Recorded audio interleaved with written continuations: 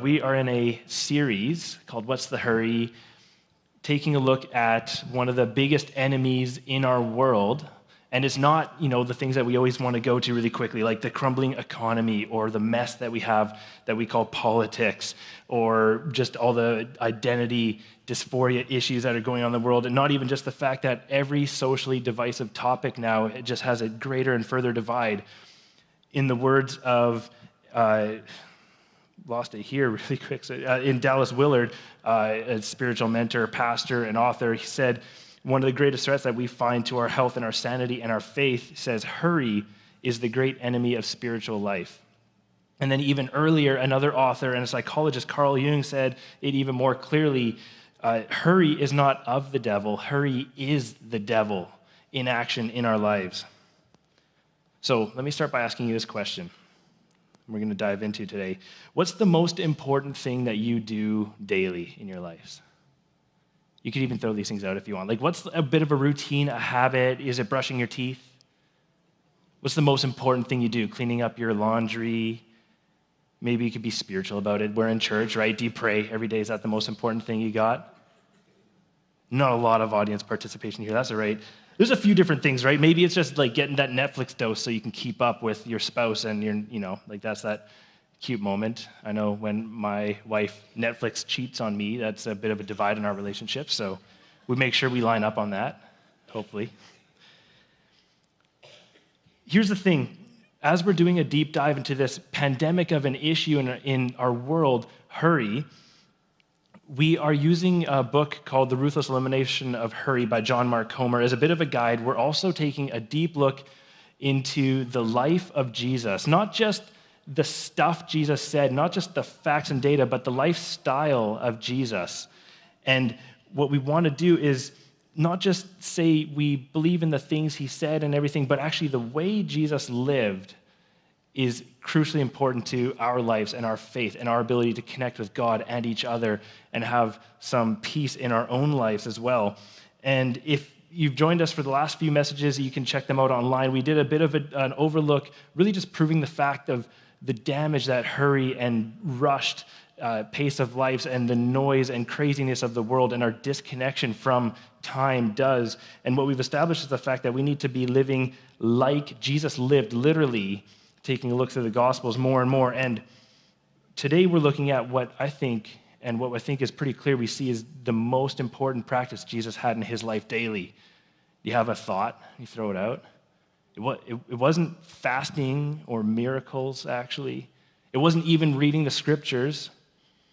It wasn't even prayer. That was part of it, actually. But let's read some scripture here. So in Luke chapter 5, starting at verse 14, and this is where Jesus had just finished performing a miracle, healing a man with an awful skin condition that disqualified him from being present with any sort of social gathering or interaction, any sort of relationship or community. He had leprosy. So Jesus heals this man, and then he asks something kind of strange of this man after this amazing miracle. So Luke chapter 5, verse 14, then Jesus ordered him, don't tell anyone, but go show yourself to a priest and offer the sacrifices that Moses commanded for your cleansing as a testimony to them. Yet the news about him spread all the more, so that crowds of people came to hear and be healed of their sickness, talking about Jesus. And then he ends here. This is what we're looking at today in verse 16. But Jesus often withdrew to lonely places and prayed. It's a strange thing when you read that story, right? Jesus does this massive thing, and he says, don't tell anybody, but still the news gets around, and what does Jesus do? He he doesn't take that energy. Instead, he goes off to a lonely place and prayed. And then in the Gospel of Mark, chapter 1, right, like the first chapter of the Gospel of Mark is just an overview of pretty much like Jesus' first day on the job. And starting in verse 35, we just read this. Very early in the morning, while it was still dark, Jesus got up, left the house, went off to a solitary place where he prayed. Matthew chapter 3, this is, again, the start of Jesus' ministry. Jesus was baptized, confirmed, and affirmed by God. Then this light came from heaven in this voice and said, this is my son with whom I am well pleased, this massive thing. And then what does Jesus do right away next? Matthew chapter 3, verse 16. As soon as Jesus was baptized, he went up out of the water. At that moment, heaven opened up, and he saw the Spirit of God descending like a dove, alighting on him. And a voice from heaven said, "This is my Son, whom I love. With him I am well pleased." And then right away, the next chapter, which the original scripts, there aren't chapters or anything, it goes on to say, then Matthew 4, verse 1, then Jesus was led by the Spirit into the wilderness to be tempted by the devil.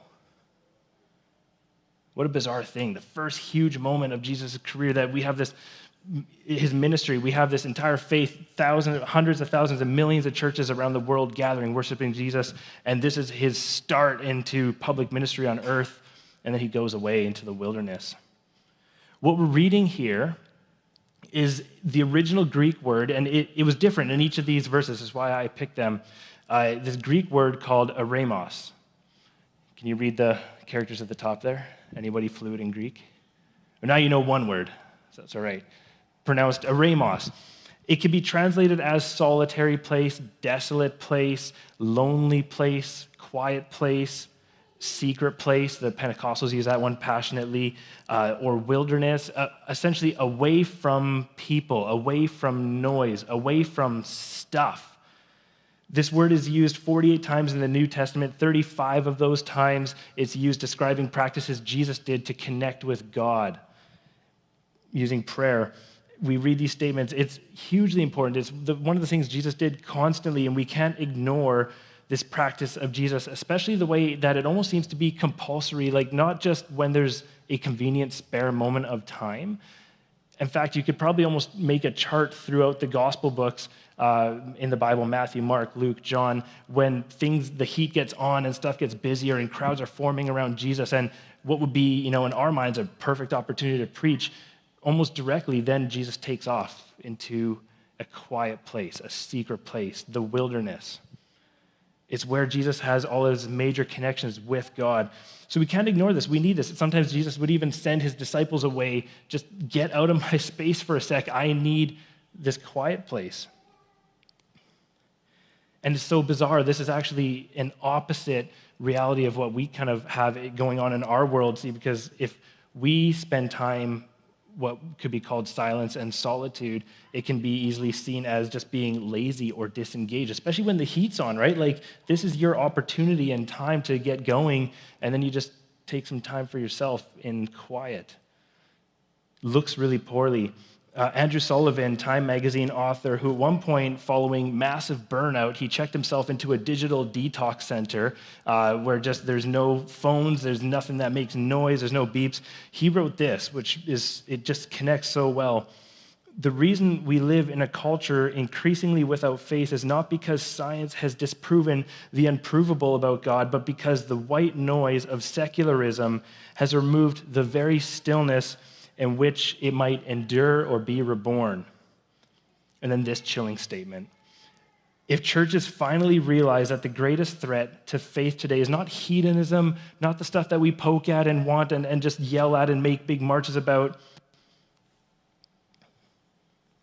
The greatest threat today is not hedonism, but distraction and noise.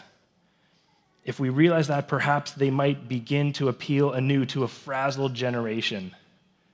Who here is part of that generation? That's me, right? Frazzled digital generation. We're a mess. There's so much noise constantly. We need to really take serious this practice of Jesus' lifestyle for so many reasons. Richard Foster, the author of an amazing book, Celebration of Discipline, spiritual mystic, wrote this: our adversary, the devil, majors in three things: noise, hurry, and crowds. If he can keep you buried in muchness and manyness, he will rest satisfying knowing that you are far from God. So we need something to counteract this noise. We need something that Jesus clearly knew, that he instructed his disciples in. 35 of those 48 times was Jesus. The rest of the times was the disciples taking up Jesus' practice, saying, you need to spend some time in silence and solitude and connect with your Father God. One author said, without silence, it is virtually impossible to live a spiritual life. Essentially saying you can't actually follow Jesus without having silence in your life in some form or fashion at some point in time.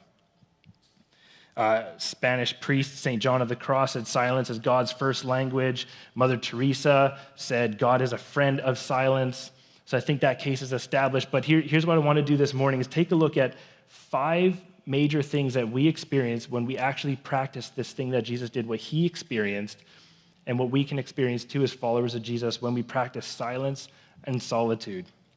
So the first one is we face down evil. Does that get you ramped up? How cool is that?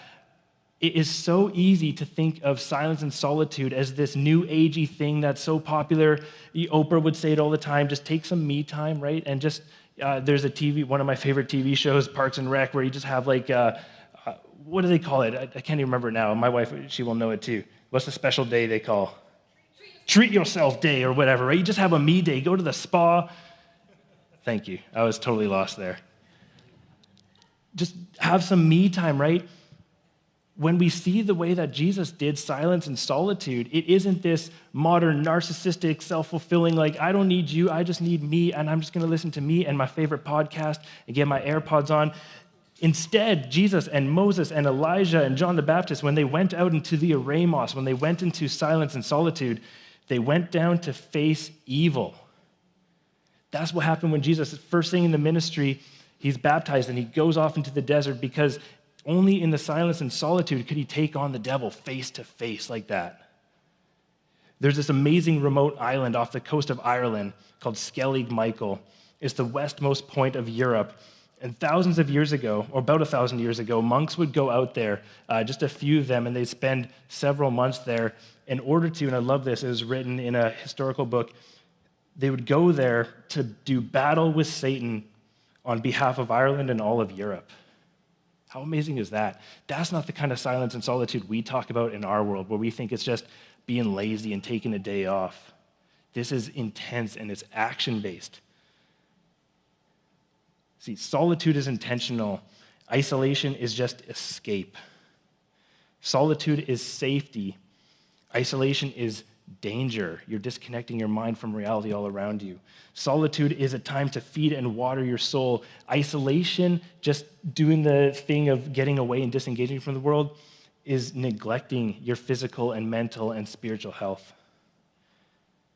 So it's an active and intentional practice. We face down evil. The second thing we do with silence and solitude that we get to experience, and this one is huge, we experience God's compassionate love. I think one of the greatest losses we have in our westernized version of faith, in this thing that's American Christianity that we all really experience too, is that we love data. We love stuff and Bible studies, and it's like a very pastoral thing actually, right? And Pastor Grant is also here too. Like, you got libraries of books and bookshelves, and I have like a laptop with most of my stuff in there, and it often feels a little bit insecure that I don't have enough books behind me just to like pretend I read through all of them to write this message. We use Google. It's fine. It helps.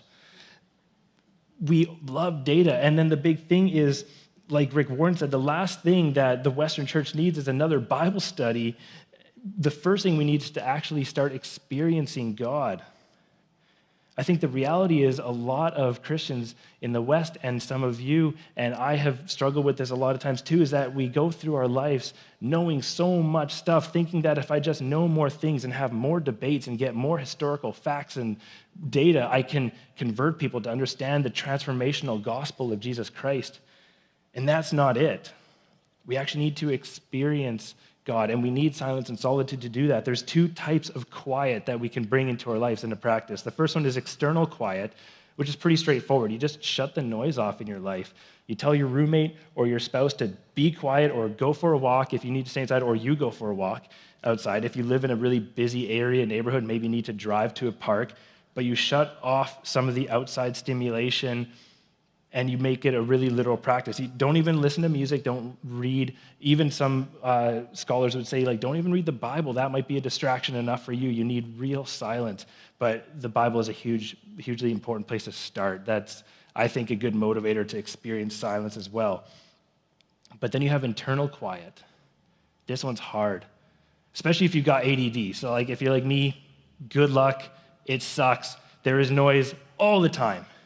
especially because when you finally shut down all the external noise, and this just applies to everybody, our brains are really good at filling that gap and bringing in a whole lot of more noise, right? But you know that feeling, like all this past week, we had crews upgrading our fire alarm system and maintenance going on. So there was vacuums and drills and pressure washers, and it's good stuff, but there's noise. And then when it stops, there's this like, peace, right? How long does that last until your brain's like, now this thing, let's start thinking about this and going on. Or maybe there's something that deep down that you haven't really dealt with, and that starts coming up in your mind, right? When there's finally quiet. So then you're like, okay, now I gotta like get Netflix going in the background so I don't think too deeply about anything. The internal noise takes time and practice and discipline to get down. Quiet does not come in a hurry. It's a discipline to get there.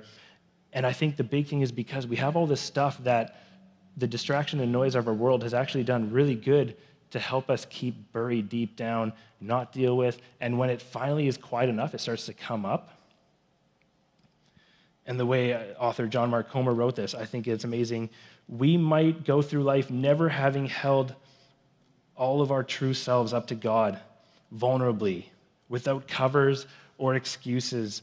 None of our Sunday best, but just who we actually are, the good and bad, because that's what we need to actually experience God still smiling down on us, even with all of that mess. We're disasters a lot of the time, especially the stuff that we pretend isn't there.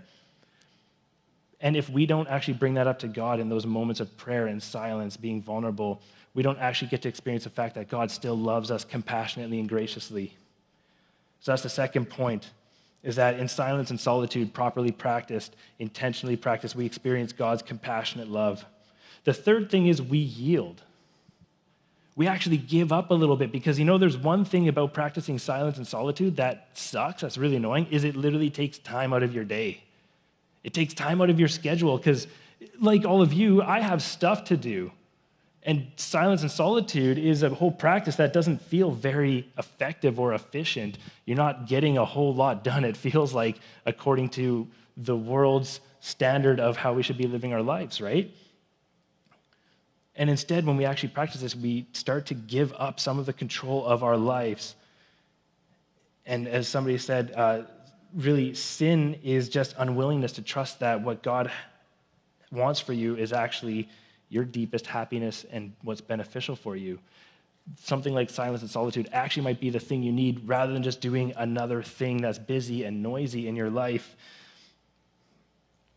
I think we love to have control of things, and a part of silence and solitude might actually just be giving up a little bit of our control and yielding to God. Because here's the thing, even Jesus needed silence and solitude. The God of the universe manifest as the Son of God here in human form shouldn't have anything to really hold him back, right? Even in the human form, but then he chooses to regularly, even in the face of the busiest time, most opportune times in his ministry, he's like, I'm going to take off. I even love it where when you read through the Gospels, a lot of the times he gets up super early in the morning, not just because he's like super spiritual and just, 4 a.m. is like the prayer time because the earlier you can set your alarm clock, that's the more spiritual you are. Sometimes we see in churches. But because that was his only opportunity, and he's like, I need that more than sleep right now. I need some silence and solitude. I need to be with God. And at the end of the day, you can't take a look and say, okay, Jesus, I get that was fine for you, but I'm way more important for the stuff I do, and I'm a manager of this and that, and I have 2 full-time jobs, and the kids are crazy. If Jesus needed to spend time in the Eremos, there's no way you can argue that you don't need it. So we yield. The fourth thing is that we hear the gentle whisper. This is coming straight out of 1 Kings 19, when Elijah hears God's still small voice, it says in the Old Testament.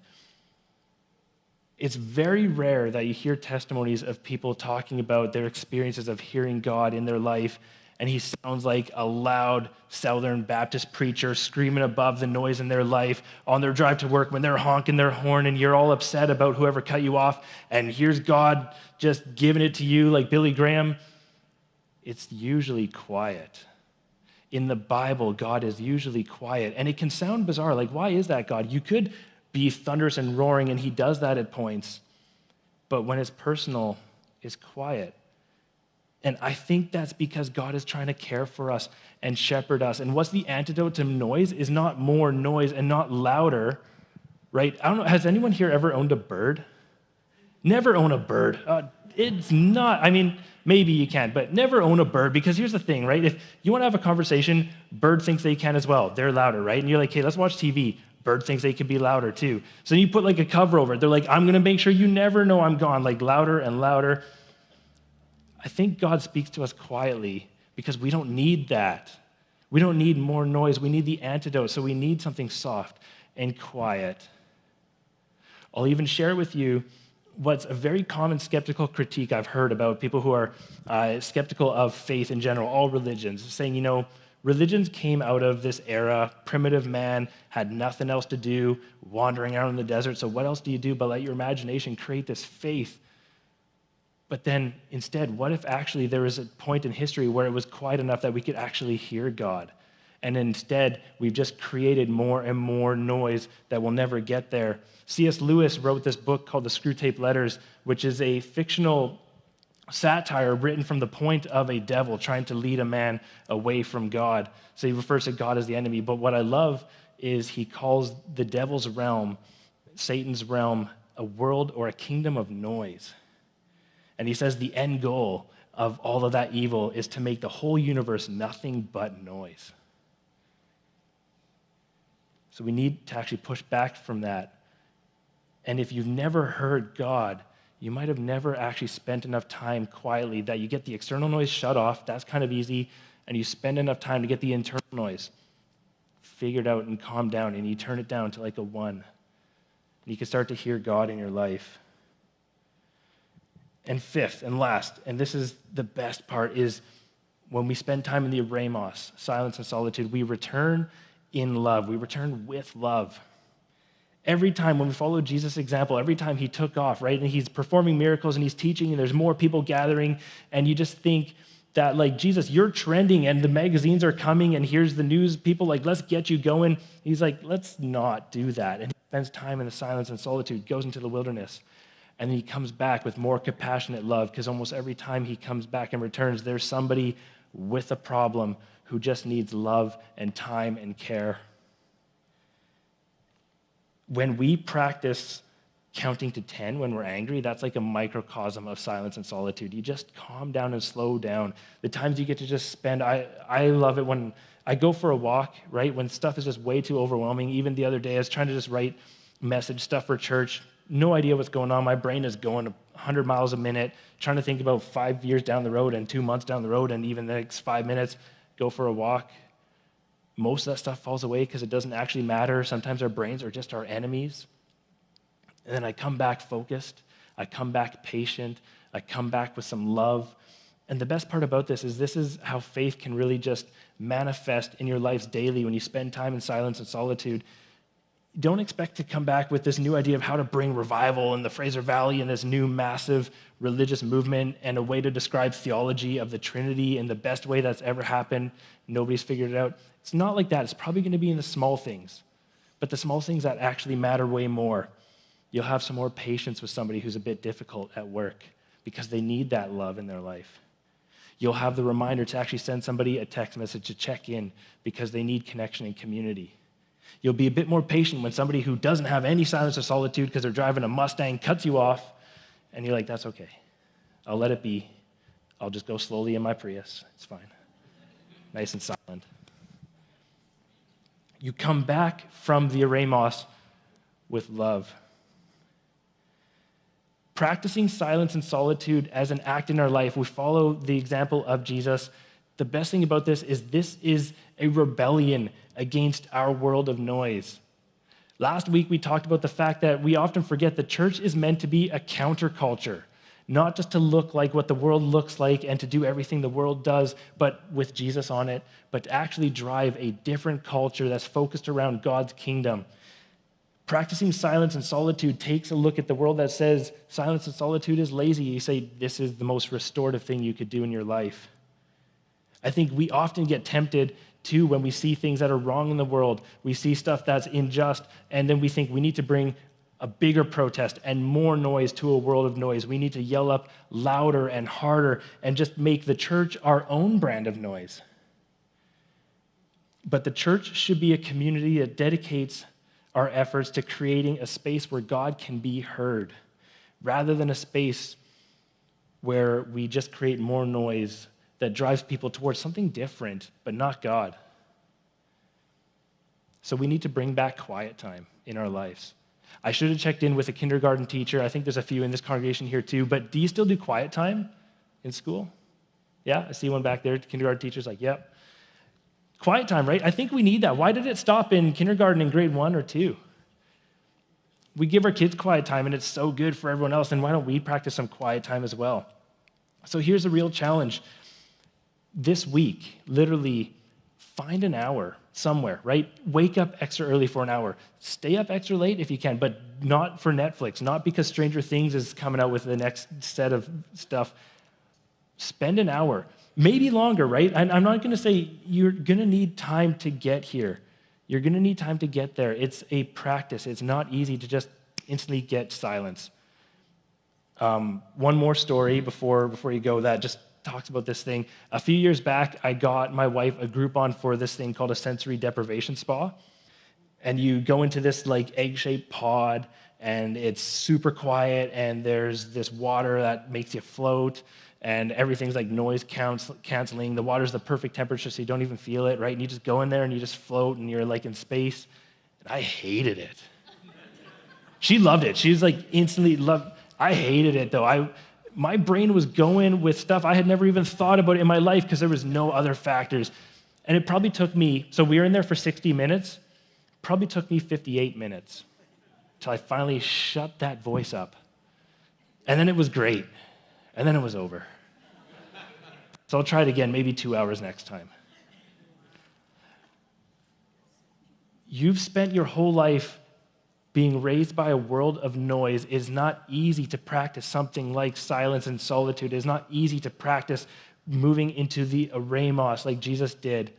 And it wasn't easy in his day either. That was also a world of noise. A lot of the stuff Jesus talks about, he even talks about, we scan over it, here's how you should pray. The first thing he talks about is just where and when. He says, go into a quiet place, right?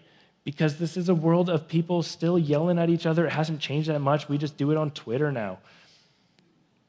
Practice, if you can, an hour of silence and solitude this week and see how that goes. And maybe 2 hours if you have the luxury. But here's the thing. Mother Teresa shared some advice when talking to another spiritual leader of how to live an effective and faithful life. She said this: spend 1 hour a day adoring the Lord.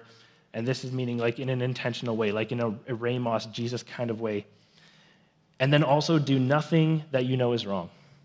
You will be fine. So that's easy, right? Just an hour a day of silence and solitude, and just don't do anything wrong. It's fine. We can do that. We'll work on the second part, right? We've got God's grace for the second part, but we can take charge of the first part. An hour a day, and I'm going to be completely honest with you. I am not practicing that for sure. I may be like, I find a moment a month, and I regularly don't remember it. But this week, here's the challenge. Spend some time in silence and solitude. Beforehand, read the Gospels. Take a look at the way Jesus did it and see how that can change your life. See the kind of impacts it can do to your life's rhythms, how it can bring you back into the world with love, how you can experience Jesus and hear God in a totally different way, experience his love. And even better, and I just love that first part, is that it's something you do intentionally to do battle with evil. So I'm just going to pray. God, thank you for your example. God, thank you for everyone here who shared their testimonies of experiencing you. God, I just pray that you challenge us to want that so much more, God, not just more knowledge about you, God, but to actually experience you. God, that we can follow the example of the testimonies of taking your transformation in our life seriously. God, I pray that you bless everyone who's been through and connected with Freedom Sessions, that their journey continues on. And God, for everyone who is here, God, give us the wisdom and the opportunity, God, even bless us with that time so it's easier, maybe, but we also need to yield some of our life, but we can spend some time in silence and solitude this week and connect with you, God. Meet us in that space. Meet us in the eremos. God, we pray all these things in your name. It's going to send you off with Psalm 62, verse 5 and 6. For God alone, O my soul, I wait in silence, for my hope is from him. He is my rock and my salvation and my fortress. I will not be shaken. Have a great week, everybody. See you next week.